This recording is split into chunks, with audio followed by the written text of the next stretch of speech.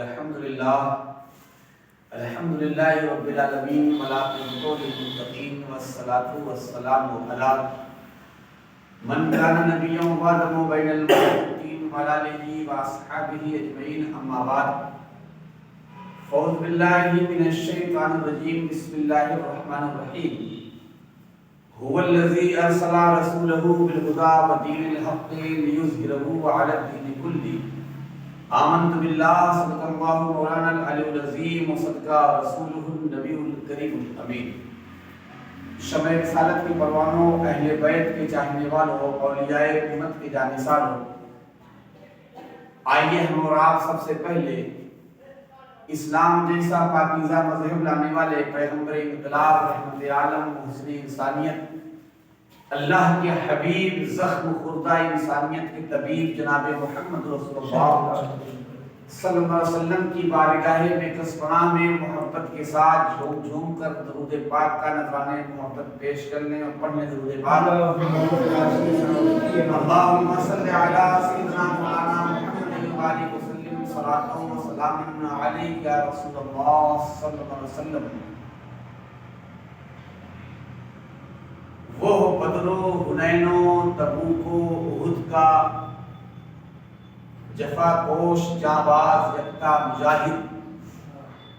وہ بدر و حنین و تبوک و احد کا جفا کوش جانباز یکتا مجاہد، وہ تھا جس کے مضبوط دستے عمل میں جہاں سے نرالا شجاعت کا پرچم، وہ جرأت سراپا، وہ ہمت مجسم، وہ راتوں کا عابد، وہ دن کا سپاہی،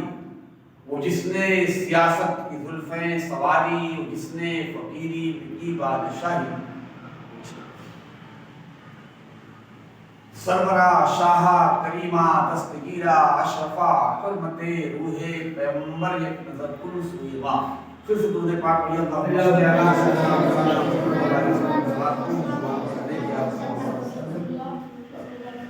محترم حضرات،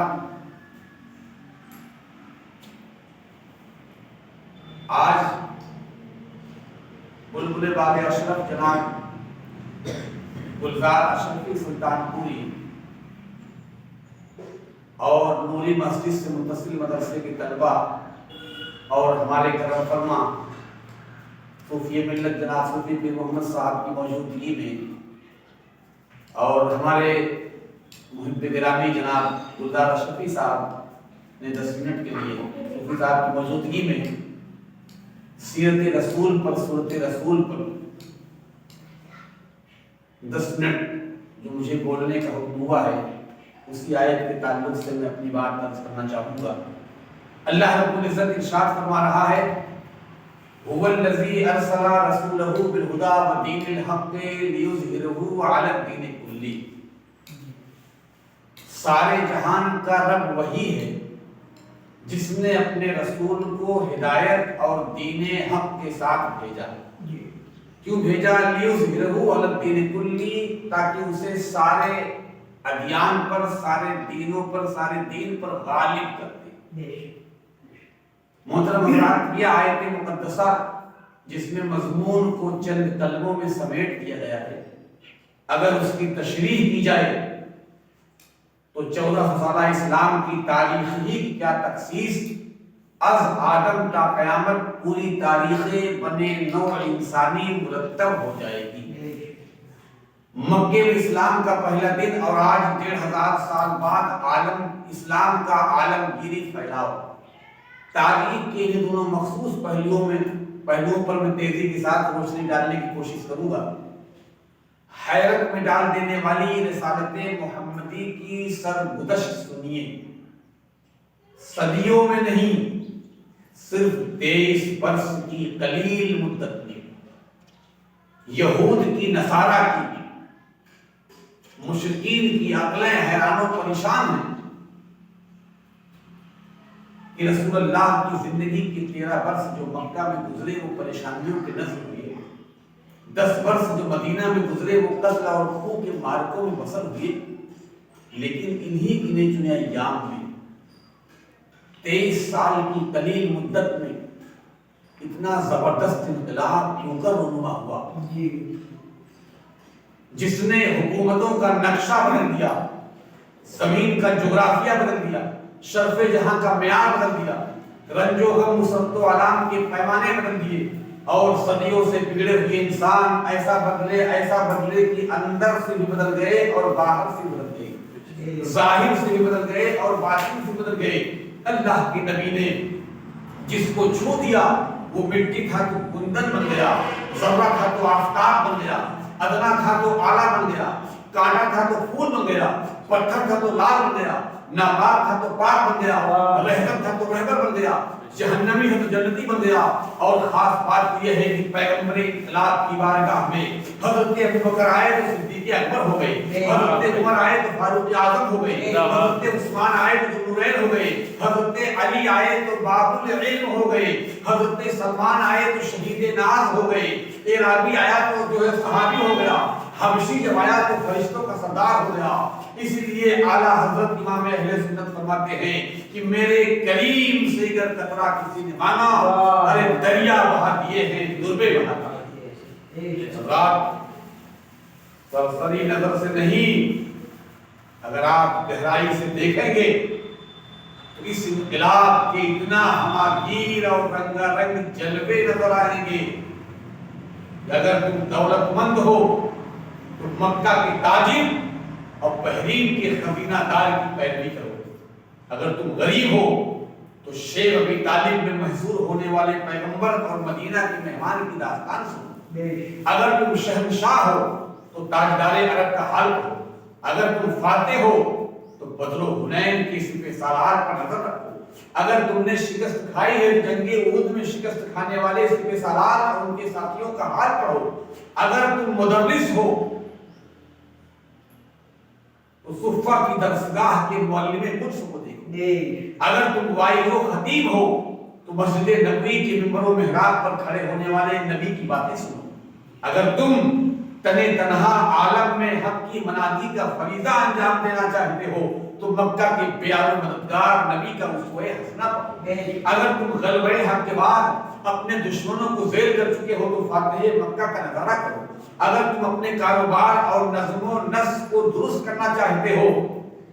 تو خیبر اور فدق کے زمینوں کے مالک کا کاروبار دیکھو، اگر تم یتیم ہو تو حضرت آمنہ کی جگر گوشے کو نہ بھولو، اگر تم بچے ہو تو حلیمہ سعدیہ کی بکریاں چرانے والے پیغمبر اسلام کی سیرت کا مطالعہ کرو، اگر تم بیویوں کے شوہر ہو تو حضرت خدیجہ اور ماریہ قبطیہ کے مقدس شوہر کے ہاتھ پاک کا مطالعہ کرو، اگر تم اولاد والے ہو تو حضرت فاطمہ کے باپ اور حسن و حسین کے نانا کا حال پڑھو، گردے تم جو کچھ بھی ہو، کسی منصب پر بھی ہو، کسی مقام پر بھی ہو، مگر نبی کی پاکیزہ زندگی تمہارے لیے نمونہ عمل ہے۔ اس لیے جناب شفیق جبل پوری کہتے ہیں کہ ایک راہ کے علاوہ ہر راہ پر خطر ہے، ایک راہ کے علاوہ ہر راہ پر خطر ہے، جس پر چلے ہیں سرور وہی راہ پر۔ حضرات دنیا کے دانشوروں سے پوچھئے کہ وہ عرب جو صدیوں تک کفر و شرک کے دلدل میں پھنسا ہوا تھا، وہ پلک جھپکتے ہی اندر سے باہر تک کیوں بدل گیا؟ یہ ایک حقیقت ہے کہ اخلاقی برائی سے کسی فرد کا، کسی جماعت کا تائب ہو جانا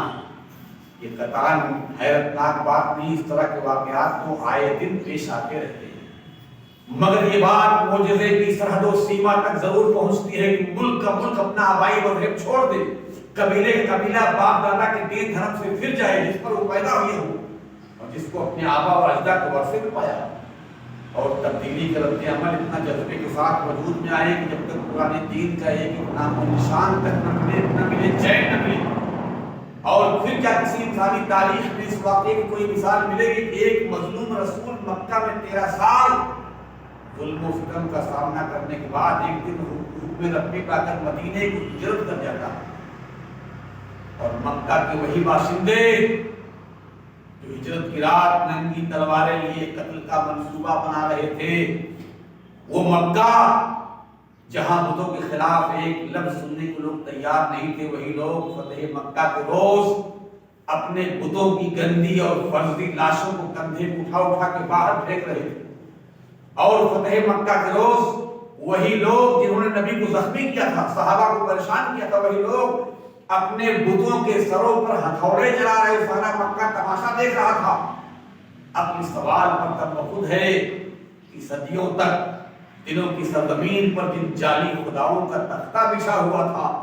اپنے اسی معبود کو توڑتے ہوئے کیا اہل مکہ کو گھبراہٹ نہیں ہو رہی تھی؟ تو جواب ملتا ہے کہ کٹان نہیں ہو رہی تھی،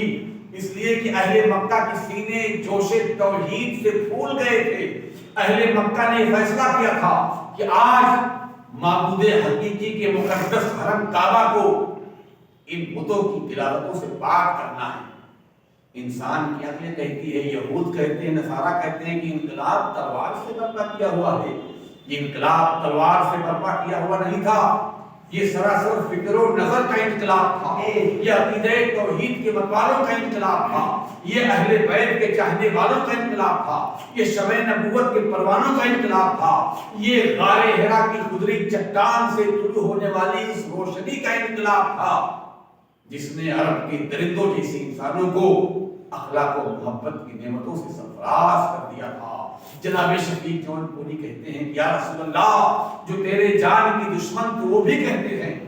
جو تیرے جان کی دشمن تھے وہ بھی کہتے تھے امین تو ہے صداقت کی آبرو تو۔ آخری بات گلزار اشرفی صاحب بلبل باغ اشرف، آخری بات تیزی کے ساتھ میں کہہ کے ختم کرنا چاہوں گا اپنی بات کو، وہ یہ ہے کہ جو لوگ خیبر و خندق کی جنگ کو، بدر و احد کی جنگ کو سامنے رکھتے ہیں، جو لوگ غلط فہمی میں پاکیزہ اسلام مذہب پر، مذہب مہذب پر تلوار اٹھانے کا الزام لگاتے ہیں، وہ لوگ مکہ کے مقتل کا معائنہ کیوں نہیں کرتے،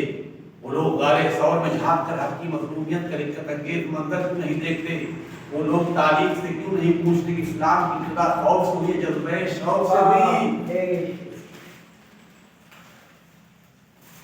یہ اور بات ہے کہ مکے میں طاقت کا استعمال بھی ہوا، تلواریں بھی چلی، تیر بھی برسے، نیزوں کی بار بھی آئی، مگر اس میں اسلام کی حمایت نہیں ہو رہا تھا، اسلام کی مخالفت نہیں ہو رہا تھا، نبی کی آواز کو خاموش کرنے کے لیے، بتوں کا نعرہ بلند کرنے کے لیے، صحابہ کے حوصلوں کو پست کرنے کے لیے۔ لیکن دنیا نے پہلی بار عشق و محبت کا یہ حیرت انگیز منظر دیکھا کہ نبی کے ماننے والے صحابہ دن رات تلواروں کی چوٹ پر چوٹ کھا رہے تھے، گرم گرم چٹانوں پر جل رہے تھے، قید اور فاقے کی مصیبت برداشت کر رہے تھے، لیکن عقیدہ اسلام کے ساتھ، عقیدہ نبوت کے ساتھ نبی کی محبت کا نشہ اس طرح سے چھاتا جا رہا تھا، اس طرح سے چھاتا جا رہا تھا کہ صحابہ کی محبت کا، صحابہ کے خون کا قطرہ قطرہ یہ آواز دے رہا تھا کہ میں مصطفیٰ کے جامع محبت کا مسل ہوں۔ یہ وہ نشہ نہیں جسے خوشی اتار دے۔ میں چلتے چلتے شاعر مشرق علامہ اقبال کا ایک شعر پڑھ کر کے اپنی بات ختم کرنا چاہوں گا کہ میری زندگی کا مقصد تیرے دین کی سرفرازی، میری زندگی کا مقصد تیرے دین کی سرفرازی، میں اسی لیے مسلمان، میں اسی لیے نمازی۔ واہ الحمدللہ۔